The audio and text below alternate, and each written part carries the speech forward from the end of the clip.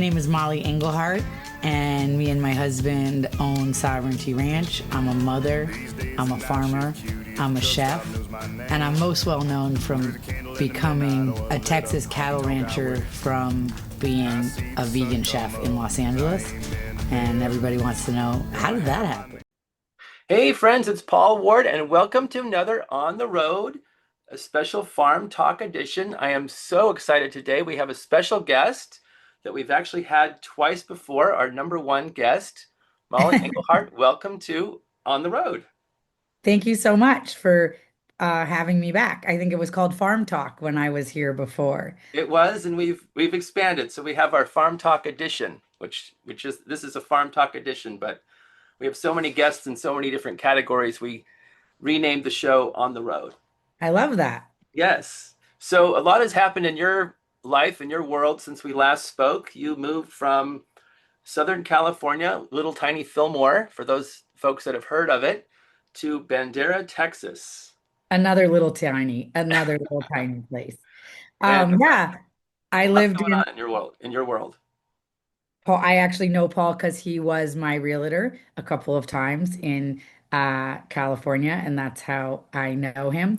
And I'm so honored to be here. And it's interesting because Paul knew me for a year in like a lot of the transition I talk about in my book that is coming out. Paul knew me in the from 2013 to 2018, where I was trying to buy a farm for a very long time.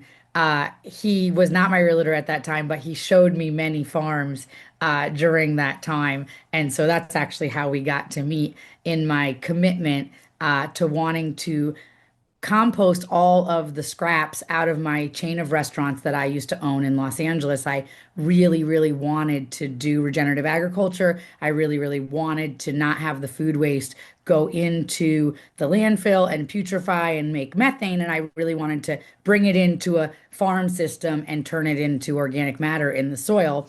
And so that is how me and you met over my many years of trying to buy a farm. It was not an over the night thing for me. Definitely not. You are too kind. And you wear many, many hats. You're a farmer. You're now a cattle rancher, restaurateur, chef, regenerative farming advocate, farmers market vendor, event host, podcaster, mother, and wife. I'm probably missing a few things, but you're busy. Yes, I have four children under 10, so I Wow. am busy. Amazing. Now, for those that are in California, and of course our audience is global, but what is life in Texas? How is it different than being in California? And how is farming different? I mean, I know your vision was big, and it seems like you've been able to achieve your vision in a relatively short period of time in Texas. Um, Achieve the vision, yes. The customers is it's still we're growing that part. But so I am an advocate of regenerative agriculture, and for people that do or don't know what regenerative agriculture is, I just want to stay. It's a kind of farming where you prioritize the soil, that the microbiology in the soil. Um, it's the understanding that that's the foundation of all of life, and that if we care for our soil, then everything up the food chain is going to be okay. And so I one of the largest parts about regenerative agriculture is animal integration, or what they call mob grazing or holistic planned grazing, which is where you take cattle or sheep or goats and you move them every day and you move their fertility around the farm, and you're basically mimicking nature and bovine being in herds and being moved by predator pressure, and they stay very close together because of predators. And that's how the plains and all that 18 feet of black soil that we somehow destroyed in the Dust Bowl was that kind of herd impact. And so regenerative agriculture, one of the five tenements is that. And in California, I could not afford land big enough to really do that at scale. And the other thing was that the bureaucracy in California is pretty strict and there's a lot of rules. And so part of what made me leave was feeling strangled by some of those rules. And so Texas and California both have like beautiful strengths. And I would say California has its weather, which is unmatched, and its beauty, which is unmatched by anything else, and has really extraordinary soil to start with, what you're starting with. Um, and Texas has something different. It has freedom. So the reason I could build what you're talking about, my vision, which was a regenerative farm kind of hotel, boutique hotel. We have 40 beds and a restaurant, and we have a hog program, a beef program, and then a small sheep and goat program just for the restaurant on farm. We don't really sell that. We don't have enough to sell that other places. And then all the eggs also for the restaurant. We have 350 egg laying chickens. To build a restaurant and tiny homes, and we're in process of building a brewery right now. To do that in California would have cost me more in permits than I spent to build the whole thing, to be honest. And so Right. that is the big upside of Texas. But now that I've built it all, if this was in California, it will be packed to the brim with people so excited about no seed oils and regenerative and organic and all the stuff. And here I'm kind of on an education mission, and people are learning. People maybe with RFK and stuff, people are just sort of coming into the realizations about food that in California I took for granted. Like, if I'm going to be honest, I thought no adults drank big gulps because in California I just didn't see adults drinking big gulps, and that's totally normal here. So there's a food culture in California that I took for granted, that is something that we're having to build here and that doesn't exist quite as much. And I have this incredible farm store here with freezers and displays and bulk items and all this stuff. And I have less customers than my little shed in Fillmore, which was a barely a farm store. Wow. And Yes. so and so that is just a learning that I'm having to have. And there's just different things that are important to people here than there. And so I think both states have really great opportunities. And I think it's a good lesson in nothing is ever perfect. Like, we always think everything is always a trade-off. And, people get divorced, or people go move to a different state, or make these big changes, and they think that that change is going to fix something. And some of them will, but the truth is it's always a trade-off. There's always going to be like, oh, if my kids go to public school, these are the benefits. If I homeschool, these are the benefits. Everything is always going to be a trade-off. And that's kind of the lesson in this. But what I do love about Texas is being able to have the expressions of my creativity not hindered by bureaucracy that makes it very hard to just build a walk-in cooler without months and months of permitting for that. And so that's what I love about Texas. And I love faith. Like, people have more kind of wear their faith on their sleeve. People, I've been saying recently, like, we really need more customers and da da da da. And my customers are like, well, let's pray about it. I would say in 15 years in California, I don't think anybody asked to pray with me in my restaurants. And so that's a little different. And we do a lot of baby showers here. And I noticed that in California, if I had friends whose 18-year-old or 19-year-old got pregnant, it was honestly like an emergency to manage. And here, there's like massive celebrations, and people are on their fifth kid by 26, and, these big families. And some of my best customers are these huge young families, and the dads are in trade, and they're super mindful about what they're eating. And these are not girls that accidentally got pregnant and didn't want it. These are consciously creating families at a much younger age. And so there's definitely cultural differences, and there's things that I miss about California, and there's things that I love about Texas. And I think that's true for any big change when we make big changes in our life. Interesting. That is right. Things are always changing. I mean, life would be boring if it was just stagnant, right? Yes, So you've got a book coming out, or maybe it just came out, and it it's comes based out in September 25th. It'll be on September shipped. 25th. So by the time this episode goes live, the book should be out. Uh, Excellent. what is the book? It's called Debunked by Nature. And I basically take a bunch of ideas that our society has, and I look at them through the lens of the farmer, look at them through the lens of regenerative agriculture or through the woods, the savannah, and nature. And it really all started, for those of you that don't know, my journey is I was a vegan chef. I owned 5 vegan restaurants, big, large, 5,000 square feet, 3,000 square feet, Sunset Boulevard, like big vegan restaurants in LA. And I was a vegan. I believed that veganism was the path forward. I was an environmentalist. I drove a hybrid. I brought my reusable bags to the grocery store. I drank oat milk lattes. And when I got my farm after the 5 years that Paul and I were just talking about, like looking for the farm, I realized very quickly there was no food without death. And so, whether it's the fertilizer that's blood meal, bone meal, feather meal, or poop coming out of the consolidated feedlot system, or it's the ground squirrels that you need to kill to protect your avocado trees, or it's the neighbor's dogs that kill a bunch of your sheep for no reason and don't even eat them, that death is happening all the time.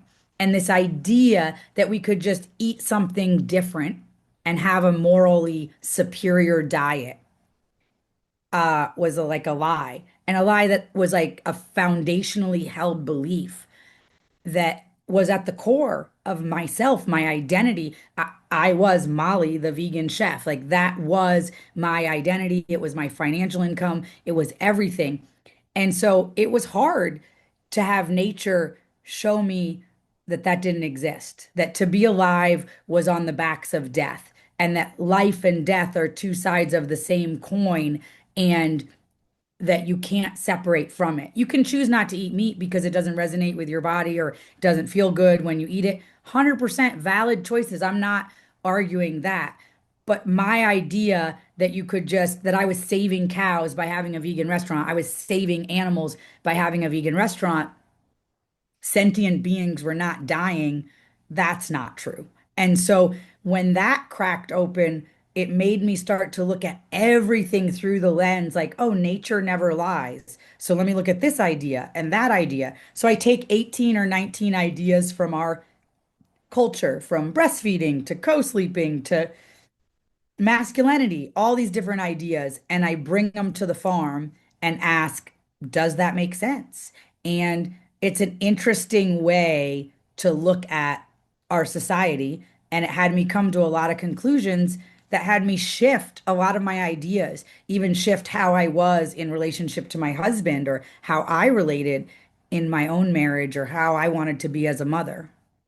You had a have a section on masculinity versus femininity.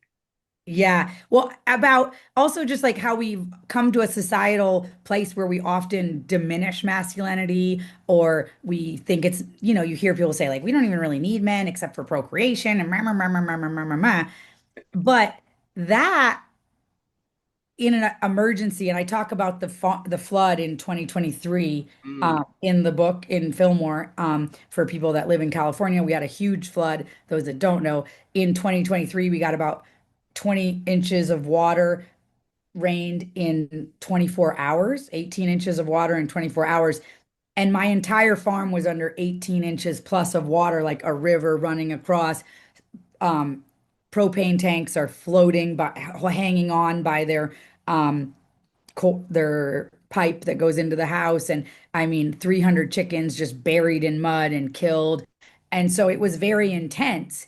And I had an assistant at the time, and my husband snapped at me when I was telling him he was denting my mulberry tree because he was trying to put a tractor in front, wedge a tractor between the tree and the propane tank so it didn't float down into the river. And I was like, babe, you're messing up my mulberry tree. And he was like, cállate, cabrona, which is like, shut up, strong lady, kind of to translate it. And this girl that worked for me was like, toxic masculinity much? And I'm 8 months pregnant. I'm 44 years old, 8 months pregnant, knee deep in water. There's sheet metal and wires and all this stuff like just rushing across. The cows are bleeding out from, wires getting around their legs and cutting into them. And I'm thinking to myself, well, would she want to just be here with like women and children right now? That would be the craziest thing. And I realized that masculinity and femininity are not in competition. And I largely went through life believing that we were. I was a feminist and I owned these restaurants and I was the boss. And I literally would silently say in my head when I would go into meetings with men where I was like going to be the only woman, I'd be like, I can do anything. They can do better. I would like tell myself that while I'm going into the meeting. And that behavior had me go back, or that mindset had me have behavior that was like going back to work 5 days postpartum with my baby strapped to me Wow. 5 days while I'm after you still gave birth. bleeding is and that to prove that I can work just as hard as the men. But that's silly because the men cannot grow a baby and then push that baby out of them. And it's ridiculous to expect that I should be able to work as hard as them in those conditions. But that mindset that I had was actually not serving me to be a good mother, was not serving me to take care of my body. And so I recognized through a lot of these reckonings of these ideas and these constructs that I had taken in, oh, wow, why did I think I need to? Who am I proving this to? Like, I don't even, it doesn't even matter. We all have skill sets. And there was many times where I was making business decisions and I could know what the right business decision was and my heart and what I would center like the what is extraordinary and different about women and men didn't want to do it because it was somehow unkind or and I recognize that there's certain things that men are just better at, and there's certain things that women are just better at. And there was times that I made not the best business decision because it didn't feel right for my heart. And that's like that. That's actually okay because that's the woman's heart is her strength. Her job is to keep the family together. Her job is to love her children unconditionally. Mhm. And I think we have to value both sides of the masculine and feminine coin and not pretend that one is more valuable than the other and not pretend that we're the same because we're not. Interesting. What is the biggest theme or the biggest takeaway do you think of the book? I mean, I don't want to give it away. I want people to, order it. Um, but what's kind of the overarching theme, would you say? That nature doesn't lie and that it's like whether you believe in science or God, kind of the perfection of the universe is expressing all the time in nature. And we can either, and that we are not a plague on the planet. We are not a pestilence. We belong here and we've actually forgotten our role. We either are trying to dominate nature or isolate from nature. Like the conservative view might be to dominate nature, and the liberal view might be to like go to 15-minute cities and be separate from it.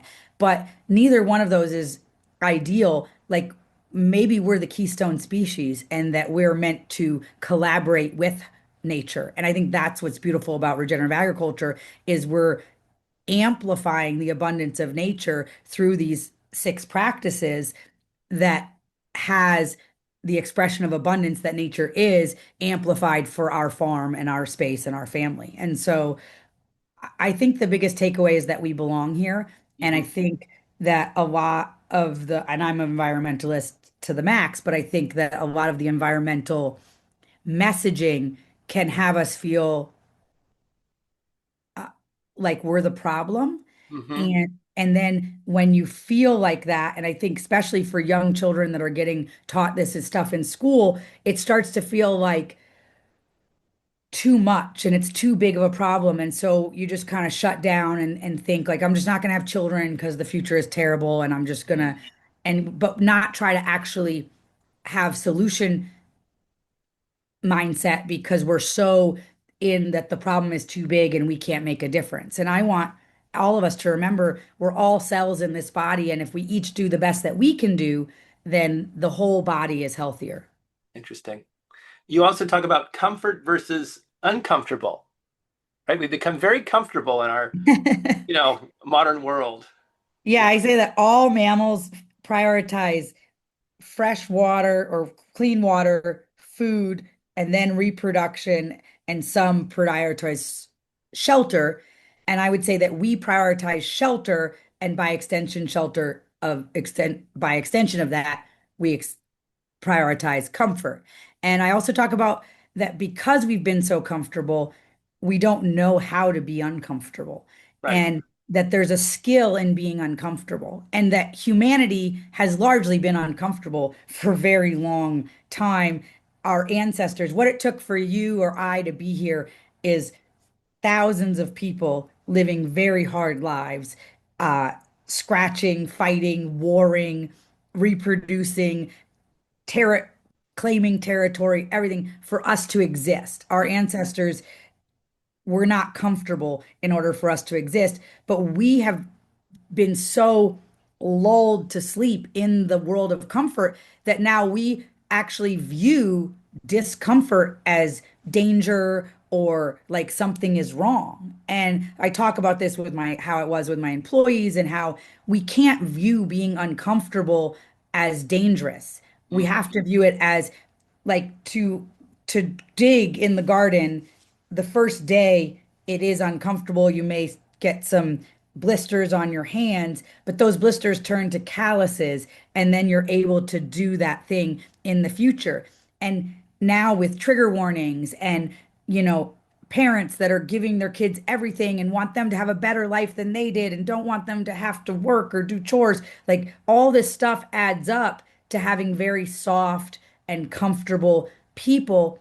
And then when life gets hard or doesn't go the way we want to, we don't have the emotional resilience, the mental resilience, or the physical resilience to say, that was hard. Okay, let's go back in and try again.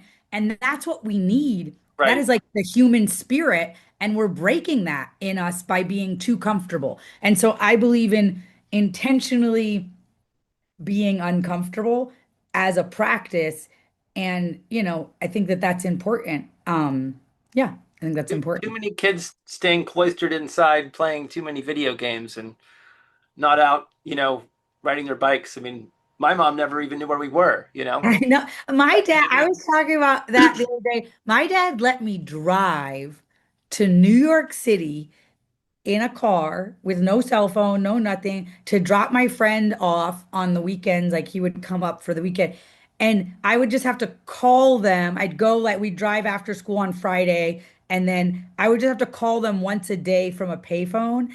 And I'd be like in the South Bronx with my friend Ralphie. And I just think about that. Like, and I mean, I want to believe I would let my kids do that, but I look at my 11-year-old and I'm like, or my 10-year-old who's almost 11, and I think to myself, in 6 years, would I let him drive to New York City and stay in the Bronx with no cell phone? Like, no, I wouldn't let him do that. But I want to be that way. But yeah, that's how it was. My parents were just like, yeah, go do these things. Me and my brother were running. I remember at a very young age, maybe 6, I got on top of one of our workhorses, like Clydesdale. I don't think they were Clydesdales, but they were like Clydesdales, like those big workhorses. And the horse stood up. She was laying down. I climbed on top of her and she stood up. And so I'm 5.5 or 6 years old. And my 3-year-old brother has to go find my parents because I'm clinging onto a horse that I climbed up on top of. In our day and age now, a 5-year-old or a 6-year-old would never climb on top, or not never, but wouldn't climb on top of a Clydesdale. And then the Clydesdale's walking around with the kid hanging on to it. And just the other day, my kids, I have like a cat 416 tractor and or excavator, and my 8-year-old daughter was helping my husband with something and she was driving it. And then my son, my 10-year-old, was driving the skid steer. My husband posted this on Instagram and I reposted it. And people went crazy. Oh Like my God. homeschool is starting to look like child labor, Oh, abuse of children, using your children for farm labor doesn't seem, maybe the real reason you had so many children is to get help on the farm. oh my Is that? God. And I was just thought to myself, I guarantee these are grown men. They were almost all men that were offended by it, which is crazy. I was like, I wonder, can these men drive a skid steer? Hmm. Can these men drive a tractor? I'm not sure if they can Probably not. because they I'm were gonna bet. offended I by bet they're my not. 8-year-old daughter knowing how to do it. It's so funny. Now you've got a big event coming up. Food is medicine. Yeah, we have you know Will Harris is? He has White Oak Pastures in um Bluffton, Georgia. And his story is pretty extraordinary. He's like the keynote, but we have all these different people coming. But he started a regenerative farm in the 90s in Bluffton, Georgia, which had been totally kind of gutted by industrial agriculture and all the small farms going.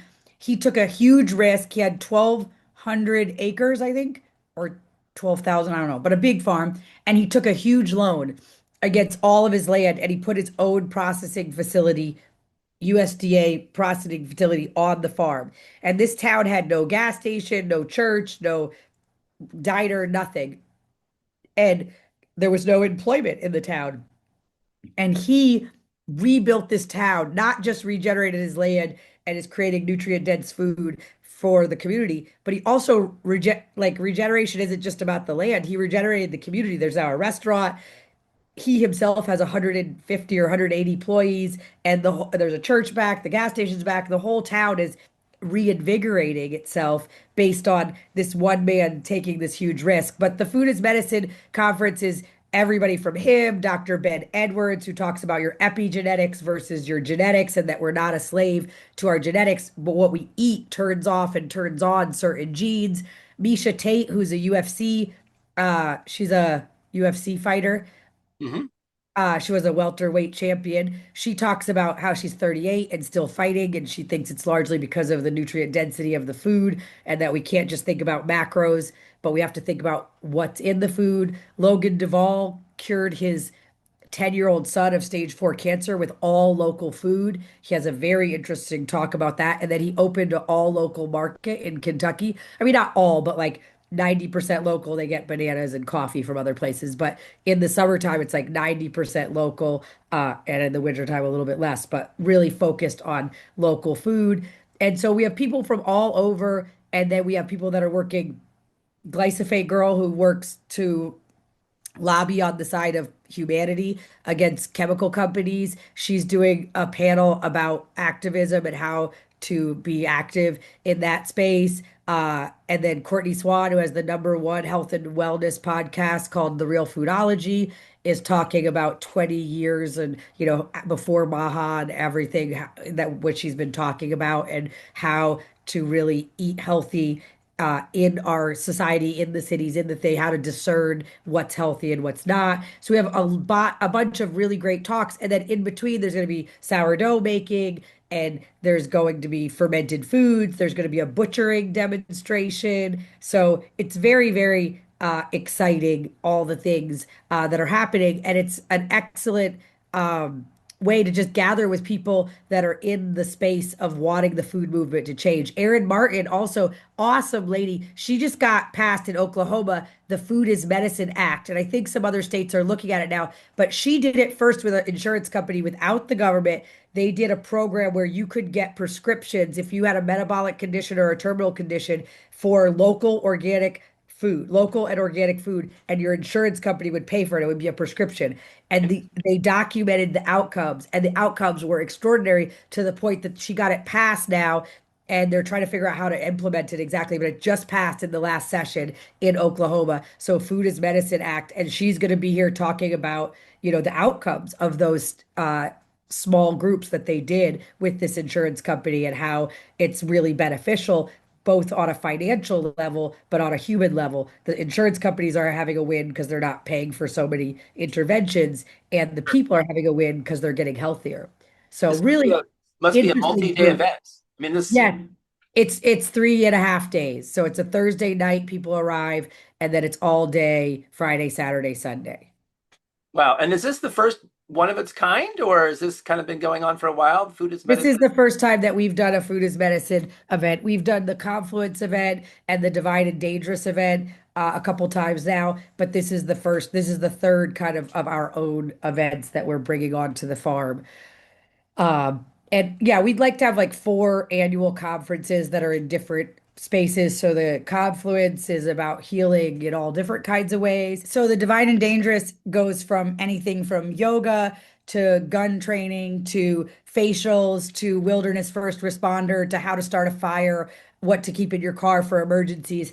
And it's a women's retreat that really has people embody both sides of what it is to be a woman, the feminine, and that we're not always going to be protected by somebody, so we have to be also dangerous in our divinity. And so we have food as medicine now, Confluence and that, and we'd like to add one more. We'd like to have 4 annual retreats that are our own, and then we bring in other retreats. We do men's work, we do yoga retreats, we do church retreats.